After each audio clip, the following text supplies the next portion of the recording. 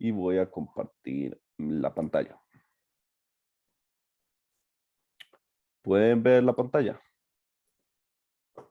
Sí, profe. Sí, profe. Ok, perfecto. Entonces, si lo ven, esta es nuestra última práctica del semestre. Pues, denomina radiación térmica. Y vean que el propósito o objetivo general que tenemos es estudiar la radiación térmica y la ley de Stefan-Boltzmann. Que la ley de Stefan-Boltzmann lo que hace es relacionar la temperatura de un cuerpo negro con la intensidad de la radiación que éste puede emitir.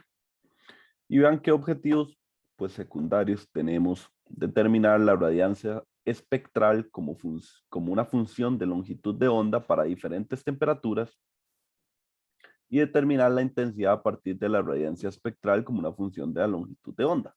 O sea, lo que quieren decir estos objetivos es que queremos ver cómo emite radiación un cuerpo negro a diferentes temperaturas y luego queremos ver cómo a partir de esa radiación a distintas temperaturas y para cada longitud de onda podemos obtener la intensidad con la que radia totalmente. Esos son los objetivos de la práctica. Entonces, antes de entrar en la práctica, es importante conocer un concepto que he estado mencionando y que tal vez podría ser un concepto nuevo para ustedes, el cual es el concepto de un cuerpo negro. ¿Qué es realmente un cuerpo negro? Bueno, pues lo voy a dibujar así para que pues tenga un poco de sentido. Imaginémonos una bolita negra, así, de materia. Y esta es capaz de que toda la energía que ella tiene asociada a su temperatura, vamos a ponerlo así como en Kelvin, toda su temperatura, toda la energía que él tiene asociada a su temperatura, es capaz de emitirla en forma de radiación electromagnética. Eso es un cuerpo negro. Aquel que es capaz de agarrar toda esa energía que él tiene interna, reflejada en forma de temperatura, y convertirla en radiación, es decir, emite ondas.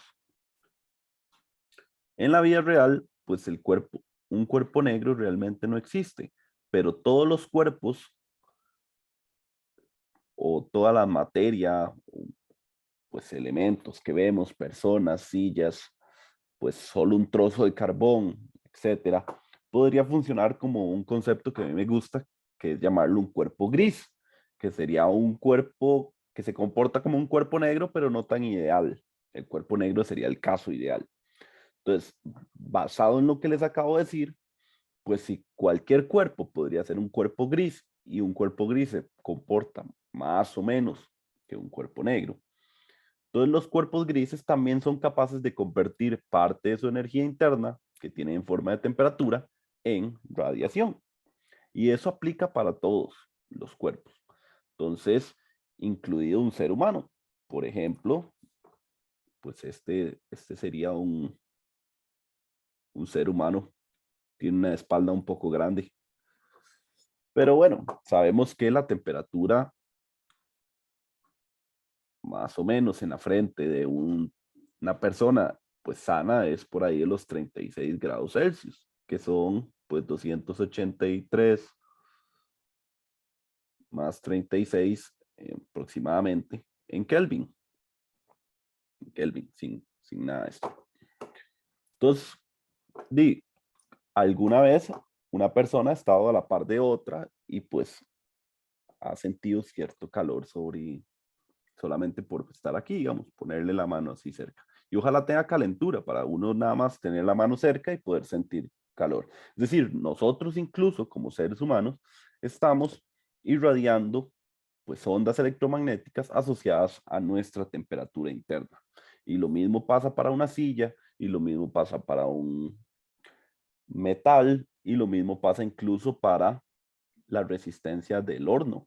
Cuando ustedes van y utilizan su horno y mueven la perilla, pues lo que hacen es pasarle corriente eléctrica a una resistencia.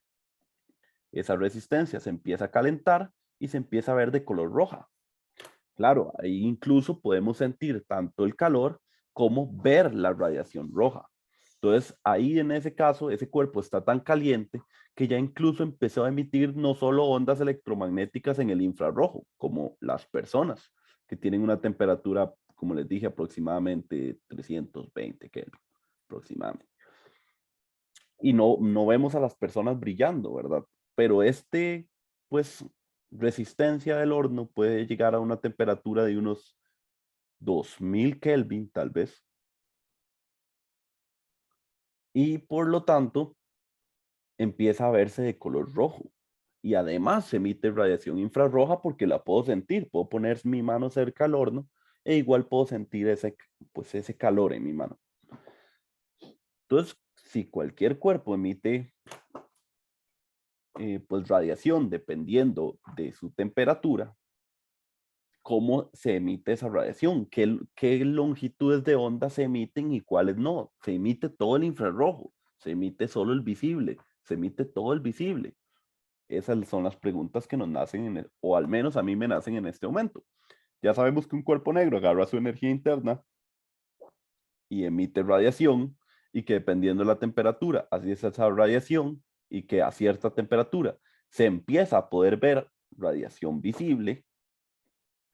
Entonces, ¿cómo emite un cuerpo negro? Bueno, esto lo estaba estudiando Max Planck por ahí en 1900. Él estaba estudiando, como era alemán, y los alemanes se estaban preparando para las guerras, que era pues, el inicio de 1900. A los alemanes les interesaba saber a qué temperatura exacta había que derretir el hierro para hacer líneas de ferrocarril y así rápidamente llevar pues sus tanques a las costas o lo que sea y pues ser un imperio. Entonces Max Planck tenía esa tarea, averigüe a cuál temperatura hay que derretir el hierro. Entonces, pues Max Planck empieza a estudiar la emisión de luz que tiene el hierro, ¿verdad? Cuando se calienta a muy altas temperaturas, que se empieza a poner como rojizo. Y según un modelo clásico que había en ese tiempo, imagínense, él estaba estudiando física general 3 en su momento, por decir, eso es una falacia, ¿verdad? Pero eso es para que lo entienda. Y las curvas de ese tiempo decían que, pues, la radiación de un cuerpo negro debía ser de esta manera. ¿Qué quiere decir eso? Que a cierta temperatura el cuerpo radiaba de esta manera, a cierta temperatura radiaba de esta manera, y a cierta temperatura radiaba de esta manera. Entonces, lo que decían estas curvas antiguas es que, pues, por más que usted le subía la temperatura, más energía se iba a emitir en estas longitudes de onda. Que si lo notan, este eje X son longitudes de onda y este eje Y es intensidad por cada longitud de onda. Es decir, podemos ver con qué intensidad en esta gráfica se emite cada longitud de onda. Entonces, las curvas inicialmente eran como estas rojas que les estoy dibujando, teóricas, ¿verdad? Los modelos teóricos de ese momento. Sin embargo, cuando pues Planck empieza a calentar el hierro y empieza a aumentar la temperatura a 1600, 1800, 2000 Kelvin y 2200 Kelvin y registra estas gráficas haciendo un experimento, se dan cuenta que esos modelos teóricos eran falsos porque las curvas presentaban esta caída. Eso era lo primero. Entonces, esta es la forma en la que realmente emite un cuerpo negro. ¿Qué quiere decir esta curva? Por ejemplo, si el cuerpo negro está a 1600 Kelvin, significa que emite longitudes de onda aquí, digamos, en 5 micrómetros, en 4,9, en 4,8, en 4,7, en 4,6, 4,5, y así para todas las longitudes de onda que pues encierre esta curva. Eso quiere decir que un cuerpo negro a 1600 Kelvin es capaz de emitir todo esto, que si lo notan es infrarrojo. Todo ese rango que estoy marcando es infrarrojo mm, desde los 780 nanómetros que vienen a estar como aquí. Aquí estaría como el color rojo. Voy a pintarlos para que se ubiquen. Aquí estaría el naranja. Aquí estaría el amarillo. Aquí estaría el verde. Y aquí estaría el, digamos, azul. Y luego está el violeta, digamos, por aquí. Entonces ahí está para que ustedes se ubiquen dónde está el rango de longitudes de onda visible. Esa es la luz. Entonces vean que un cuerpo a 1600 Kelvin emite únicamente infrarrojo, algo que pues es como cuando el horno no ha empezado, se empezó a calentar, se siente el calor, pero todavía la resistencia no se ha puesto roja. Eso fue lo que descubrió Max Planck. Estas curvas realmente tenían este comportamiento, no como esos modelos antiguos que decían que pues esto debería seguir creciendo, sino que realmente caían aquí. Noten varias cosas. Lo primero es que, bueno, esta curva eh, tiene cierta intensidad total. Vean que aquí en la gráfica nos muestran intensidad por longitud de onda, y aquí está longitud de onda. Es decir, que si yo quisiera saber cuánto emite el cuerpo negro en su totalidad, no solo por longitudes de onda, sino en toda su totalidad, yo tendría que calcular el área bajo esta curva. Esa área bajo la curva me daría lo que ya hemos conocido como el S-prom, o el vector de Poynting promedio, o la intensidad total. Entonces vean que un cuerpo a 1600 Kelvin tendría esta área bajo la curva que sería su intensidad total.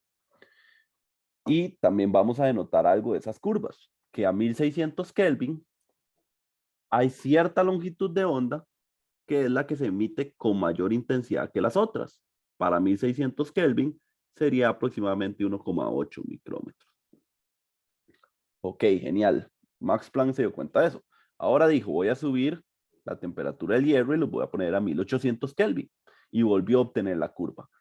A 1800 Kelvin, vean que ya hay parte de la curva, que sería esto de aquí, que se emite en el color rojo. Entonces sería lo equivalente a ver el hierro ya un poco rojo, porque ya tiene mucha temperatura. Pero igual vean que gran parte de toda su energía se sigue emitiendo en el infrarrojo, como radiación, como calor. Noten otra cosa, vean que subiendo la temperatura, el área bajo la curva es mayor que a 1600 Kelvin. Eso quiere decir que la intensidad a 1800 Kelvin es mayor que la intensidad a 1600 Kelvin. Otro gran descubrimiento. ¿Qué más podemos denotar? Bueno, otra característica que podemos denotar es que el pico de emisión se movió hacia una longitud más cerca del rango visible. ¿Ven? O sea, se movió hacia la izquierda en nuestra escala de longitudes de onda. ¿Lo ven? Ya el pico de emisión ya no es a 1,8 micrómetros, es a 1,6 micrómetros, por decir un número. Ok, genial.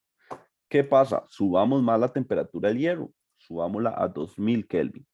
Entonces, ¿qué podemos denotar de nuevo? Vean que ahora hay más radiación, toda esta radiación de aquí está en el rango visible y se va poniendo como rojo, como que un rojo mucho más naranja, digamos. Es decir, ya se puede ver, ya ahí el hierro está como el rojo vivo, digamos, por decirlo sencillamente.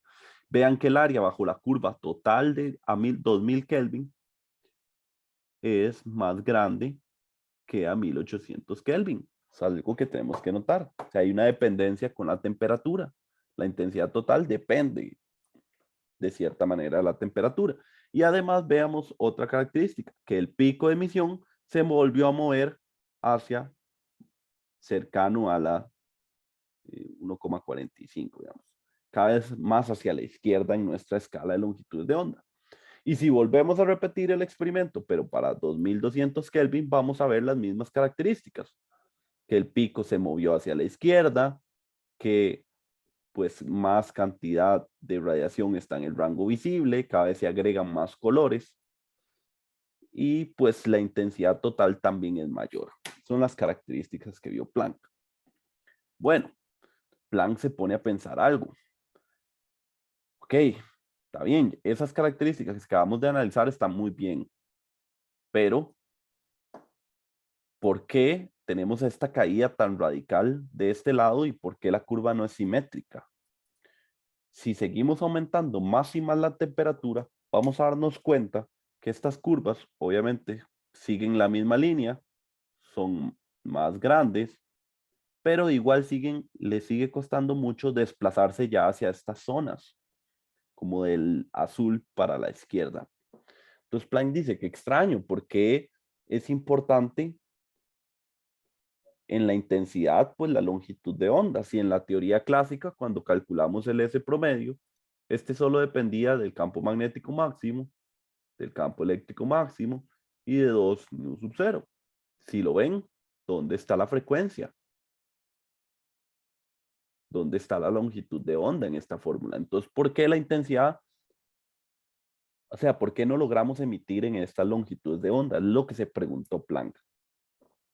Entonces, a lo que pudo llegar Planck en ese momento fue a decir, ok, lo que pasa es que la radiación la hemos considerado como una energía continua que se transmite o que se emite desde un cuerpo, pero en realidad la radiación va en forma de pequeños paquetes que contienen información de la longitud de onda.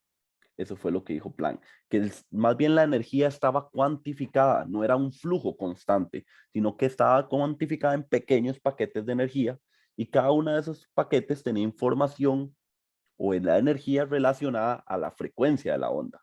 Entonces eran como pequeños paquetes de onda que representaban la energía. Una analogía sencilla de imaginárselo es que antes se pensaba que la energía era un flujo constante, perdón, que la radiación era un flujo constante de energía, como cuando uno abre un tubo y uno ve un flujo de agua, pero Planck se dio cuenta que esa radiación en realidad era el conjunto de un montón de paquetes de energía, como cuando abrimos el tubo, le hacemos un macro zoom y nos damos cuenta que realmente el chorro de agua está conformado por un montón de pequeñas gotitas. Es la misma analogía. Entonces eso fue lo que logró Planck. ¿Y cómo logró eso?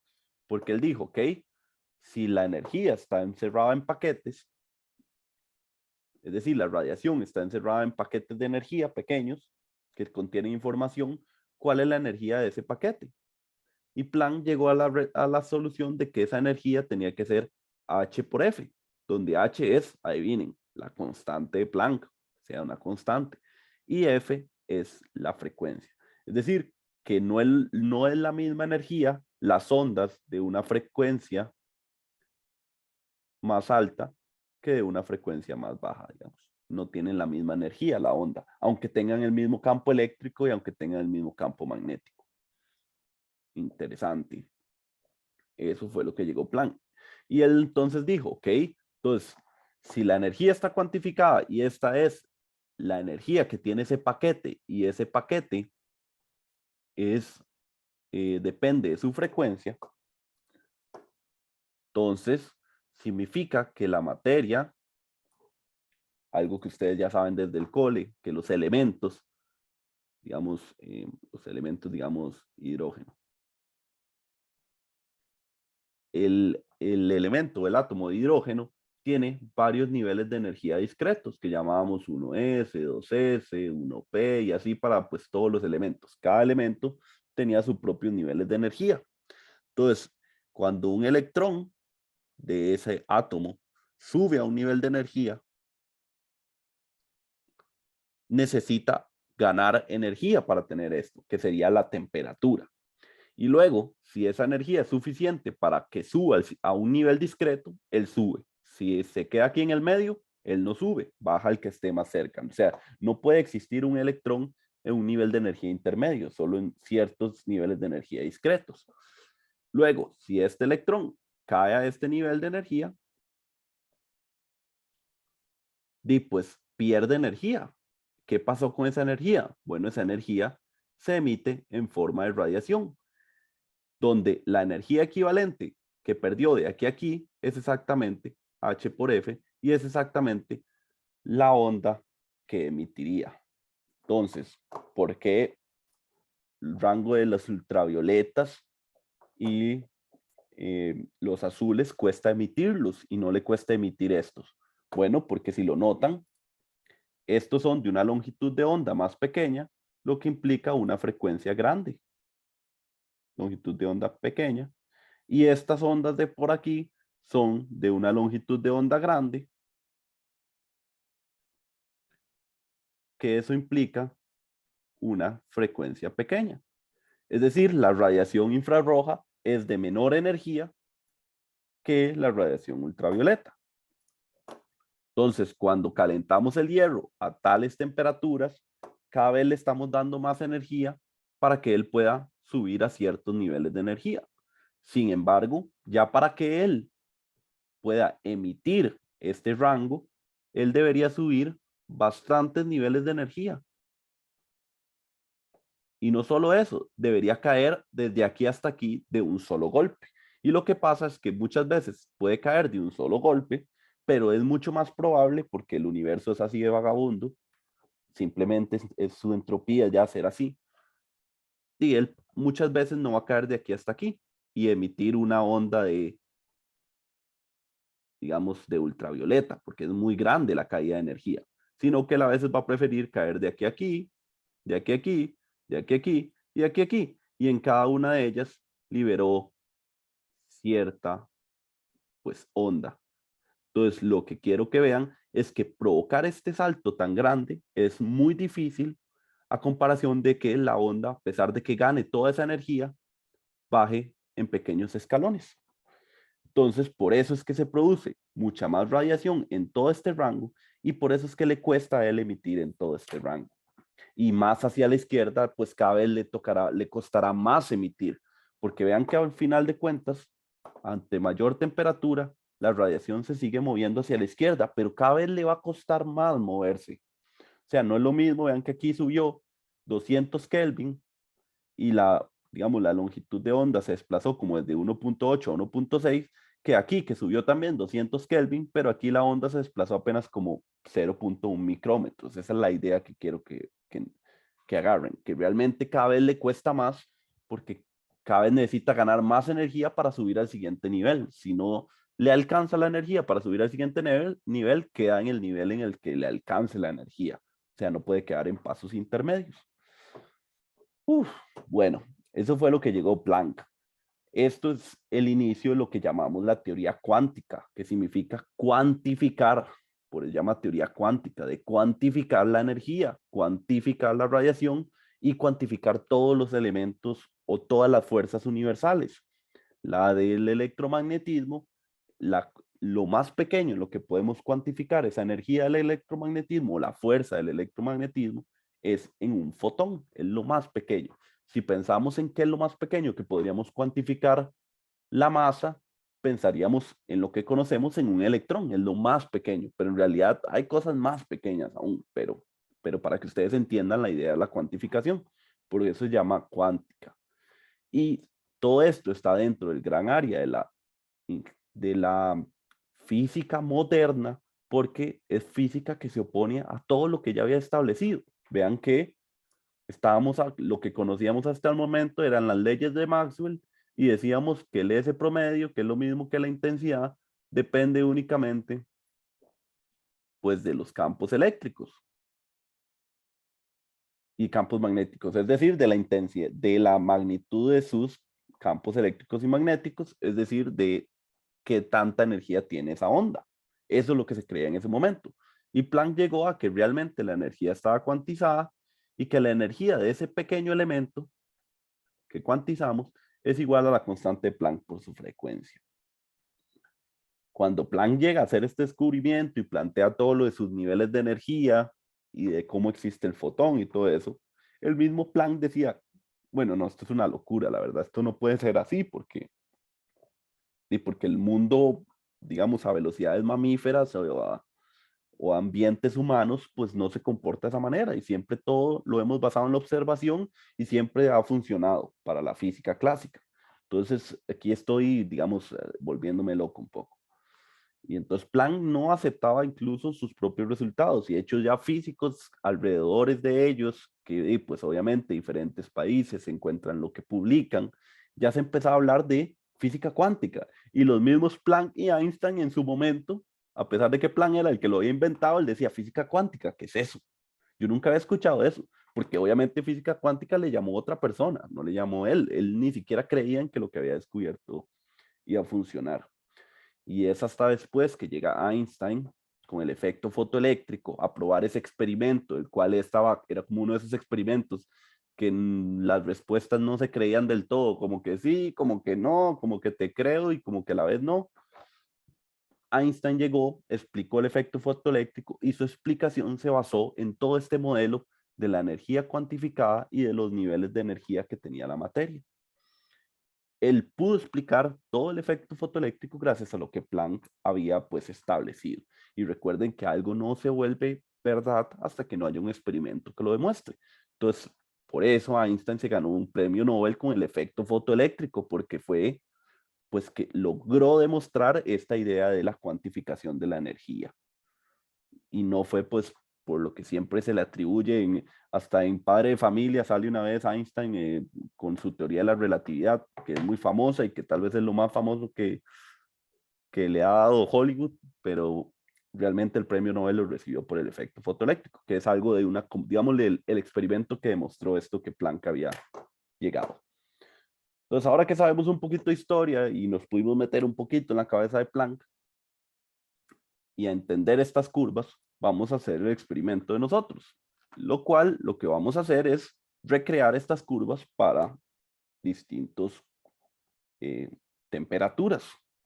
Entonces, ustedes se van a ir al link que está aquí, cual los lleva a este simulador que es, la verdad, me gusta mucho, que pues uno que manejar aquí la temperatura del cuerpo, observar aquí qué colores se emiten y observar qué color, digamos, si lo viéramos, cómo se vería esa luz, como amarillenta, blanca o azulada. Entonces, eso es lo que vamos a hacer. Entonces, vamos a ir probando varios. Entonces, vean que estamos a la temperatura de... Estamos aquí a la temperatura de la Tierra. Entonces, casi no se nota, pero vean que está mal la escala. La Tierra a una temperatura de 200 Kelvin, porque recuerden que cualquier cuerpo podría ser un cuerpo negro, nada más que son cuerpos grises, y no son tan ideales como un cuerpo negro, pero pues la Tierra que tiene esta temperatura emitiría radiaciones en este rango, que si lo ven, todo esto que está emitiendo es infrarrojo. O sea, emiten un rango infrarrojo, no emite visible, ¿verdad? El planeta Tierra no es una estrella, no emite radiación, no brilla, ¿verdad? No. Entonces, tiene sentido. Si subimos un poquito más la temperatura, vamos a subirla a unos 350 Kelvin, que es aproximadamente la temperatura de un cuerpo, del cuerpo humano, pues tendría esta forma de radiación. Noten que el pico, que antes estaba como por aquí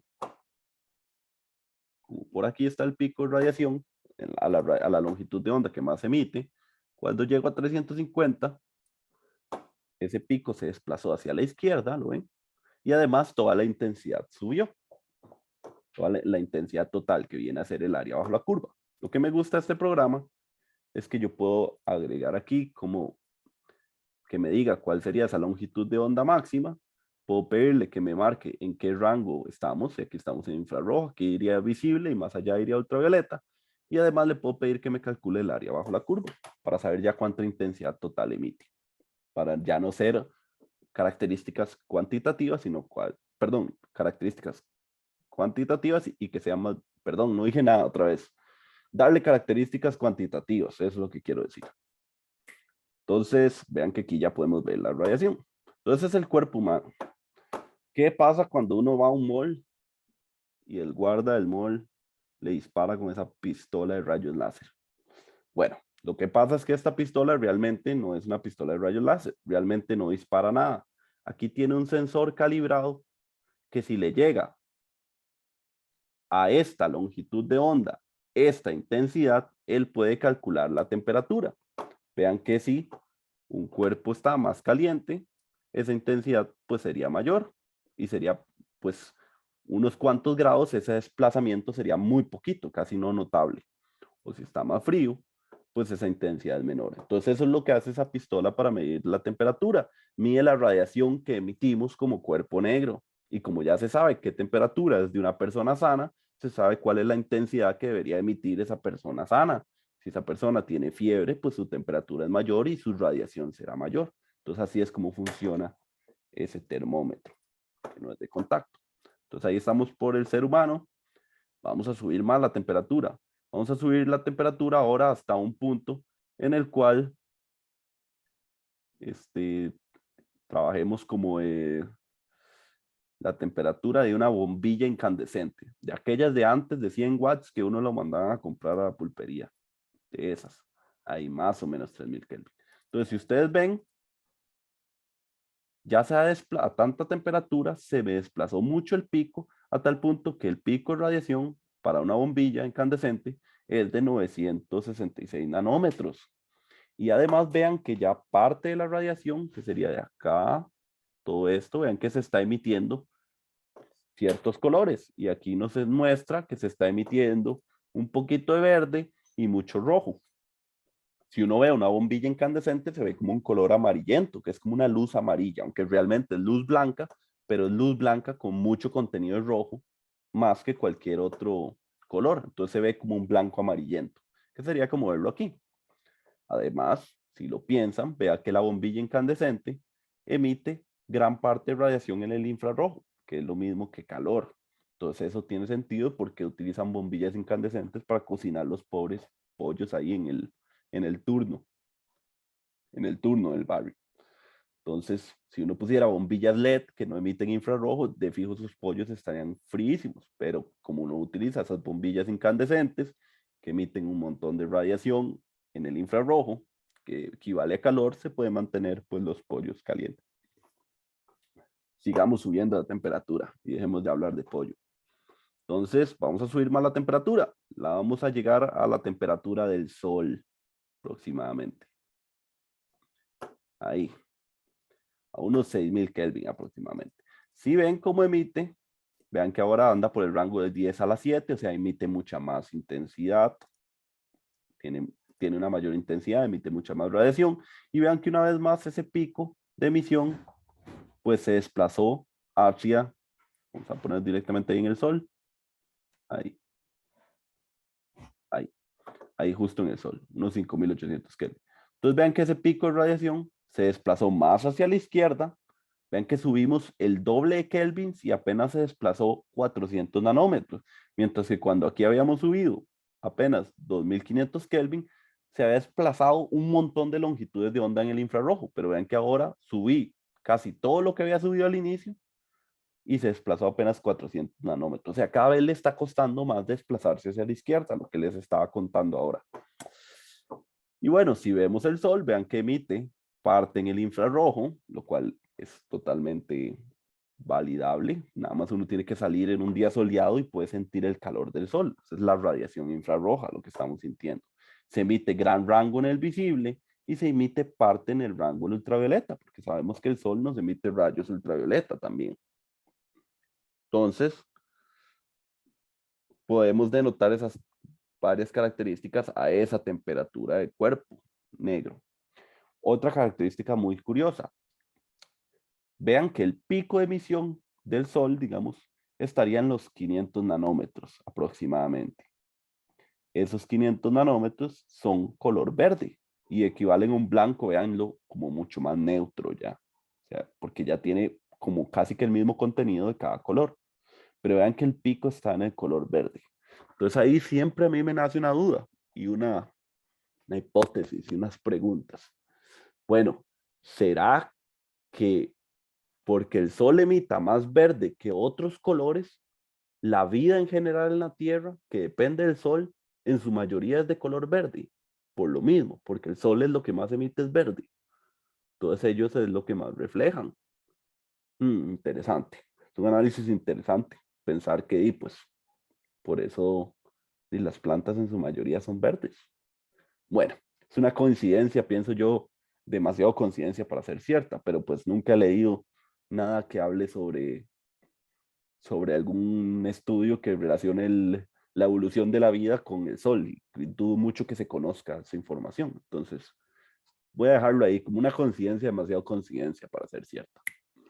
En fin, vamos a subir más la temperatura. Vean, voy a volver a subir 5000 kelvins. Vean que de aquí a aquí, desde el inicio hasta aquí, he subido 5800 kelvins. O sea, voy a subir 5000 kelvins más de golpe. Subo 5000 Kelvin hasta la temperatura de la estrella Sirius A, la cual ya, si lo notan, casi que toda su radiación que es en el visible es de color azul, mucho más azul y violeta que los demás colores. El blanco que generan, que igual es blanco porque contiene todos los colores, pero el blanco que generan es un blanco mucho más azulado. Interesante. Entonces, Vean que el pico igual se desplazó. Vean que subí ahora 5000 kelvins y apenas se desplazó 200 nanómetros. O sea, cada vez le cuesta más porque cada vez necesita mucha más energía para que él pueda subir hasta ciertos niveles de energía y esos niveles de energía caer hasta abajo, lo cual pues es ya muy difícil, pero cada vez que tengo más temperatura, quiero más energía. E igual vean que la intensidad total también aumentó. Bueno, ahí ya vimos varios ejemplos de cuerpos que se comportan como un cuerpo negro. Y la pregunta es, entonces, ¿el ser humano podría emitir luz también? O sea, le podríamos dar la razón a todos esos Pachamama y a todos esos hippies que andan por ahí diciendo que son luz y que son seres místicos. Les damos la razón. Sí, sí se puede emitir luz, pero solo si el cuerpo humano fuera capaz de soportar, ya sabemos, aproximadamente, para que ya se empiece a ver de alguna radiación visible, tendría que llegar a una temperatura aproximadamente de unos 3000 Kelvin, lo cual pues no es posible porque somos materia orgánica, o sea, 3000 Kelvin quedamos rostizados, ¿verdad? Pero si alguna vez algún ser humano puede alcanzar esa temperatura sin destruirse, ese sí será un místico. Ese sí será un místico. Ok, entonces ahora que repasamos cómo se comportan diferentes temperaturas para el laboratorio, lo que hay que hacer es seleccionar estas temperaturas, ya sea 3000 Kelvin, 4000, 5500, 10000, y apuntar en esta tabla este dato de intensidad FET, la intensidad calculada por el programa. Entonces nada más venía 3000, calculaba, coger el dato que hay ahí y pues eh, ponerlo aquí. Luego 4000, ponerlo aquí, luego 5500, luego 10000. Cuando uno tiene estos 4 datos, habremos terminado los datos experimentales que eran de este software. Por eso lo fui repasando poco a poco para que ustedes pues, tuvieran una idea general. Luego de eso, necesitamos poner la intensidad teórica. ¿Y de dónde vamos a sacar la intensidad teórica? Bueno, en este drive, lo que hay son un conjunto de datos que son los datos teóricos del comportamiento de un cuerpo negro. Si lo ven, en el eje X es longitud de onda, que sería lo que va aquí. Y en el eje Y sería intensidad por longitud de onda, que sería lo que aquí vean, intensidad por longitud de onda. Entonces vean que estos datos construirían estas mismas gráficas para 3000 Kelvin, 4000 Kelvin, 5500 Kelvin y 10000 Kelvin como datos teóricos. Es decir, que si yo grafico esto, obtendría aproximadamente estas curvas. Cuando ustedes los grafican y obtienen las curvas teóricas, lo único que tenemos que hacer para obtener la intensidad total es, y es una pregunta para ustedes, ¿cómo obtendrían la intensidad total de esta curva?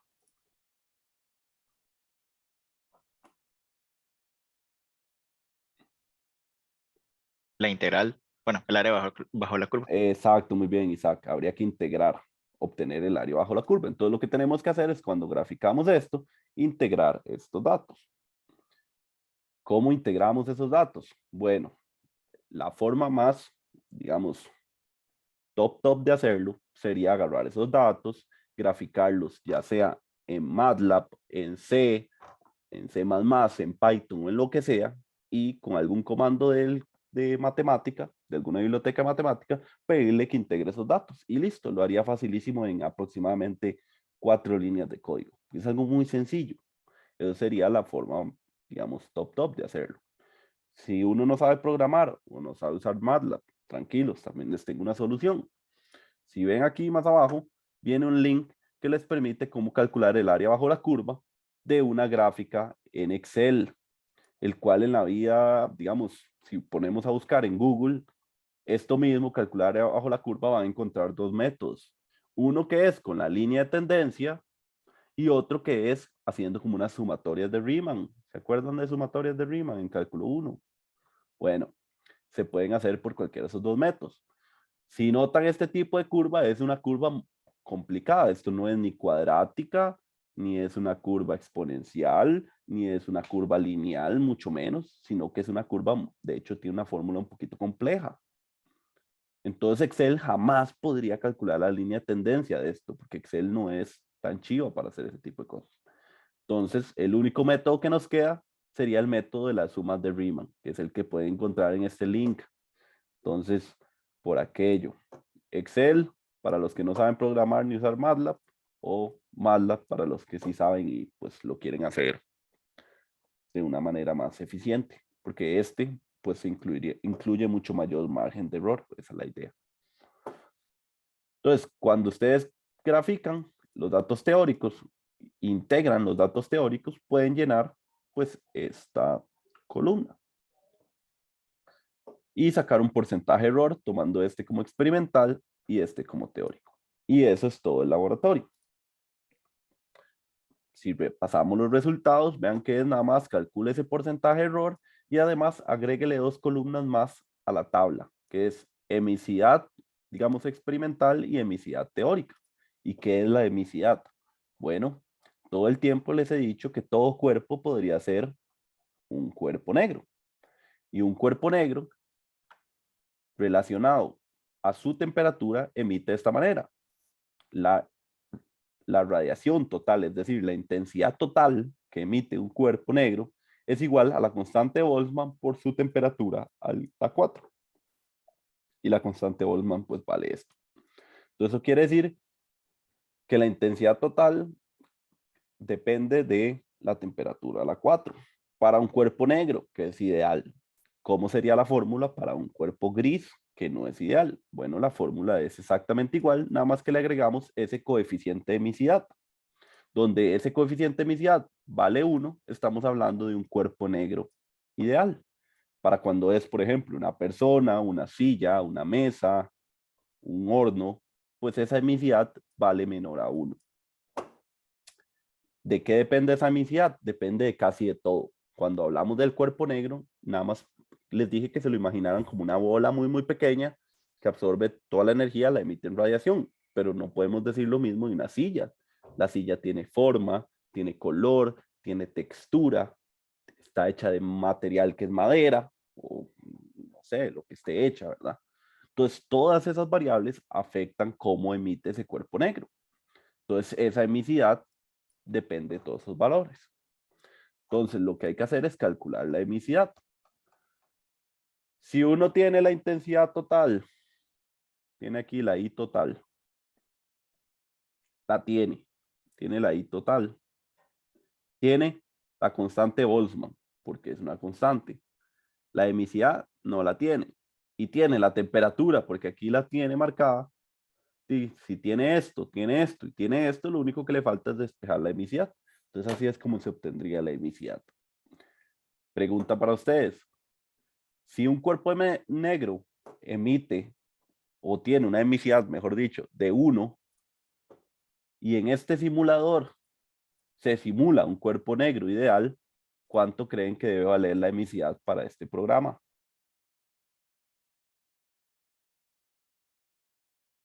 Que es una simulación. Que Uno, profe, igual. Exacto, la idea es que los dos emisidades tienen que valer aproximadamente 1, porque los dos, de cierta manera, están hablando de un cuerpo negro ideal. Si hiciéramos este experimento en el laboratorio con un pequeño cuerpo negro, que es, uno podría, de hecho se hacía este experimento presencial, pues esa emisidad de fijo no daría 1, porque estamos ya hablando del experimento real, pero como aquí es una simulación, de esa simulación está planteada planteado en base a la teoría y dudo mucho que le hayan metido ahí como algún margen de error para hacerlo no ideal. Entonces ya saben cuánto tiene que valer la emisidad. Y lo otro es discutir resultados, que es prácticamente todo lo que les he hablado, de cómo se desplaza el pico de emisión, cómo aumenta la intensidad, que ya vimos que por la ley de Stefan Boltzmann es al cuadrado de la temperatura. Podríamos también hablar de cómo es que cada vez cuesta más que emitan frecuencias altas por el planteamiento de Planck. En fin, tienen mucho que hablar. Y este sería el último laboratorio. ¿Alguna pregunta?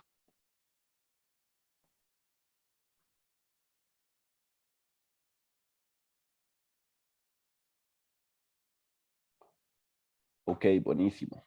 Profe, Entonces, dígame. no es del laboratorio como tal, pero sería como del trabajo final. ¿Está bien? Dígame. Habría que reunirse o conectarse a esta sesión la semana próxima o nada más mandárselo. No, ya no, ya de hecho, hoy me despido de ustedes, ya yo no los veo, digamos, más de manera sincrónica. Ya lo último que queda es, pues, revisar los informes que les hace falta a ustedes, revisar el proyecto y entregarles notas. Entonces, piense que la próxima clase es como para que, o sea, es tiempo de proyecto. Ok. Listo. ¿Alguna otra pregunta?